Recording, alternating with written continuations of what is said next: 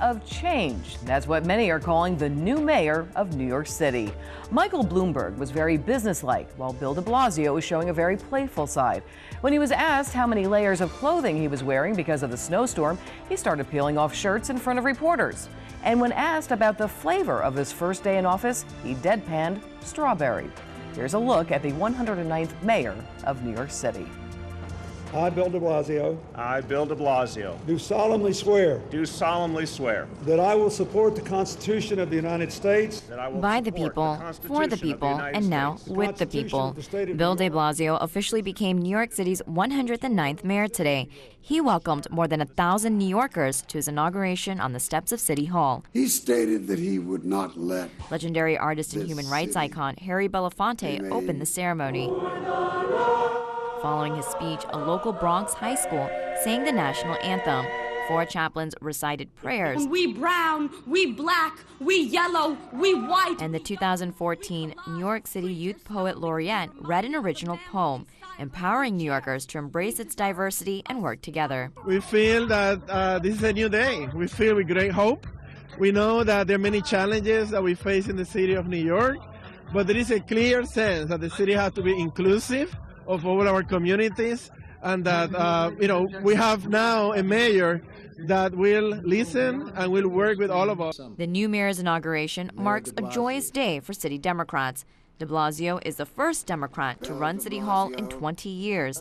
The ceremony also recognized the inauguration for New York City's new public advocate, Letitia James, and comptroller Scott Stringer. It's going to be a different thing. It's not going to be the rich leading the public. It's going to be everyone. Former President Bill Clinton and Secretary Hillary Clinton also joined the grand festivities. Clinton presided over the oath of office using a Bible once owned by President Franklin Roosevelt. He represents, with his family, the future of our city and the future of our country. I will honor the faith and the trust you have placed in me, and we will give life to the hope of so many in our city.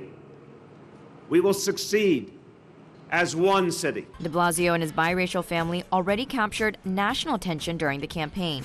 The family plans to continue the celebrations by welcoming New Yorkers to an open house at the Gracie Mansion on Sunday, January 5th. Incidentally, being mayor of New York City has been described as the second toughest job after the presidency. With more on Mayor 109, we are joined by Dee Dee Benke, Jackie Guzda, and Dr. Bart Rossi.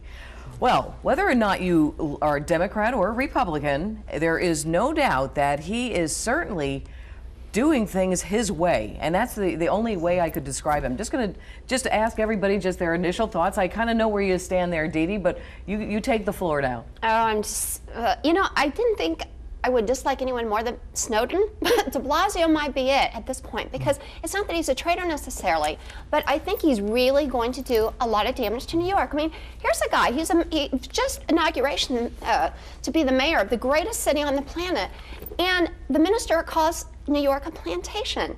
Who are the evil overseers here? Why would you do that? Why wouldn't you celebrate New York and how great it is? And he could not have been more negative. And he talked about, oh, well, we have all these problems and it's evil. And also, he wanted to get rid of the horses. First thing, why in the world would this guy pick on the horse-drawn carriages? Number one issue, we've got to do this. I mean, that's a little wacky, okay? But then there's the damaging part about income inequality and just being negative. Why would you be negative at your inauguration? And all this race baiting, and it's just, I don't know, I just think he's really started off in a bad foot. I do want to talk about how he was bashing Bloomberg. Oh yeah, then there's that. We're going to get to that in the next minute, but I just want to start off with Dr. Rossi. Just tell me what your thoughts are, initial thoughts. We all watched the inauguration. Yeah, I think he is the personification of a winning personality. He is comfortable in his own skin. He's his own man. He's consistent. He's not a flip-flopper. He's the kind of guy who's consistent. He doesn't discard anybody.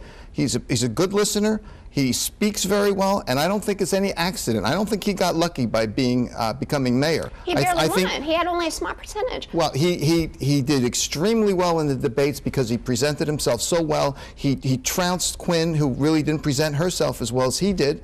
And I think he's a winner. But there were a lot of virtual unknowns for a city like New York City not to have. I mean, I don't know what would have happened if you had a big rock star coming in. No, he didn't trounce anybody. I'm going to have to really disagree with you on this. I think Jackie will agree with me on this as well. It was a free-for-all. Weiner changed everything. There were no leaders, and he just got really, really lucky. And he didn't win by a big margin at all. He had a small percentage. Well, he won the primary. He won by a significant number. And then No, he won didn't. in the general election. No, he did not win by a lot. Well, there were a number of people in the field. It certainly was not a landslide. No, I mean, and it was almost a runoff. He squeaked through. No, Well, look, it was a run. Well, yeah, look, if Weiner had used Snapchat, we would be talking about Weiner today. And no, Jackie's right. Yeah, Bill de Blasio was a dark horse in this race. Now, why he won? He talked about the tale of two cities. As a Democrat, as a progressive, I voted Republican for the last 20 years in New York City because I wanted to protect my city, because I do remember what it was like during the Dinkin years. Now, however, he's not going to bring us back to the Dinkin years. That would be political suicide. Simply not going to be doing that. However, things changed over the last 20 years in New York. Although it was cleaned up by Giuliani, Mayor Bloomberg, who I think did a very good job, also turned it over to the rich. I mean, to have a one-bedroom apartment in New York City, you know this now, $3,100 a month. That is no rent for the middle Jackie, class. it's New York City, though. It's Manhattan. It is Manhattan. I mean, No, It's there are other parts of Manhattan, the and city that that's are the cheaper. thing. Well, because de Blasio listened to the people. There are 4 other boroughs. That's exactly right. He ran on inequality, but he also Right. ran on stop and frisk. Yes. That was a huge thing. So he's already he did appoint the new chief, or the new commissioner, I should say, which seems to have appeased a lot of the New York City police he's a toughie. officers. Yeah, but still, de Blasio's the boss, so, and stop and frisk is gone. And, we will see what happens. This is definitely a wait-and-see issue. But, New York is safe. I think stop and frisk was a wonderful policy. It worked. No, we'll see what happens. You know what? No, you don't know that. Neither do I. We'll see what happens. I know that statistically, that for every 10 stop and frisks, only 1 resulted in an arrest. Good. It didn't make But any that's a difference, success. and it alienated the community That's why that was it's a being success, stopped. because they knew the police were around, so they knew they weren't going to be able to get away. Now, It worked free for 1 all. out of 10 times. That's a complete, We're utter safe average city. failure. I think the bigger picture here is we have a progressive. So, and I don't think a progressive means that we're going to become so liberal and so crazy with our thoughts that we're going to bankrupt the city, or we're going to have all kinds of disobedience But they to the call New law. York a plantation. That's starting off on the wrong foot. That's a negative message. I don't think that's the connotation. I don't think that's what they were thinking about. Of course I it think was. he's going to be a progressive, and I do believe he's very sensitive to safety in the city, because he could be vulnerable if there's any problem with law and order. Yeah. He's not getting reelected. I'm going He hasn't been. He's only been in for 4 days, but Yeah, and he's already gone Looney Tune. But we're gonna. I will say one thing that I'm going to criticize him on, and I don't normally share my opinions too much. I'm the moderator here, but I don't like when any leader criticizes the predecessor. Whether it's Obama criticizing George Bush, or whether in this case he criticized Bloomberg many times in the last couple of days. But the snowstorm was his early test, and he criticized Bloomberg for the 2010 storm, where some of the city streets were not cleared. And he said, we are working on all boroughs equally.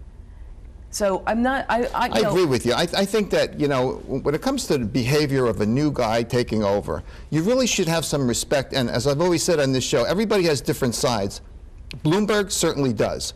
And a lot of them are pretty good. Yeah, he has some absolutely. good sides, so why you would criticize and go out of your way, I think your point is well taken here. And I see, you see that. I don't care if it's whether it's a job in an office when you become the boss there. Yeah. I just think that negative, Right. to And an point finger at inauguration. and an inauguration to start off in such a negative. I was shocked. I couldn't believe it. They did throw a bone to Bloomberg, but it took until Bill Clinton to bring it up. Actually, it was Clinton who did it. It wasn't but I de Blasio. agree with you. The wrong Bill. I thought it was kind of I thought it negative. was just a very odd, and you talk about a winning personality.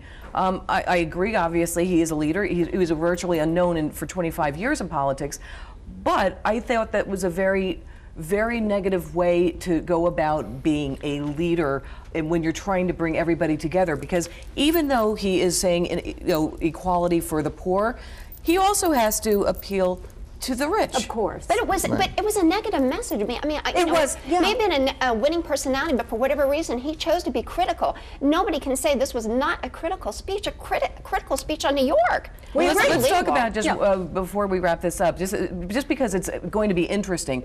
On the positive side, I think it's very welcoming to see a mayor kind of joking around with the reporters and being a little bit easier. I mean, Bloomberg was very businesslike, and then, you know, Giuliani was a tough guy, you know, and here you have de Blasio coming in with an entirely different style. Just talk about his style, everybody. We're going to wrap this one up quickly. His style, I mean, here's a guy that was taking his stuff from his Brooklyn home over to Gracie Mansion in black garbage bags, and he was shoveling his own snow yesterday. That was a photo op, though, Jackie. Exactly. Okay, which every politician does. So, absolutely. But look, you know, he's showing us that he is a man of the people, and that's been the main message. And I say that's a very positive thing that he's telling us. Dr. Bart? I think style and personality, I think this is a great point too, because I think his style and personality is going to project out well to all the folks. How well he does in actual policy will be another matter, and I think he would probably do well with his progressive ideas. I do. I think it's going to be an utter failure. I'm scared to death for the city. I think he's a loser, and I don't believe a word he says. Really, when it comes to the garbage and what you said or whatever, that was just a photo op, like Mia said. And I mean, you know, I just think that his progressive message is negative and bad. But you know, time will tell. Time will tell. Time will tell. Well, here we are, you know, taking him apart. It's only 4 days into this job, so. He took New York apart. That's what I like. Second toughest job, second to the president. So we wish him well.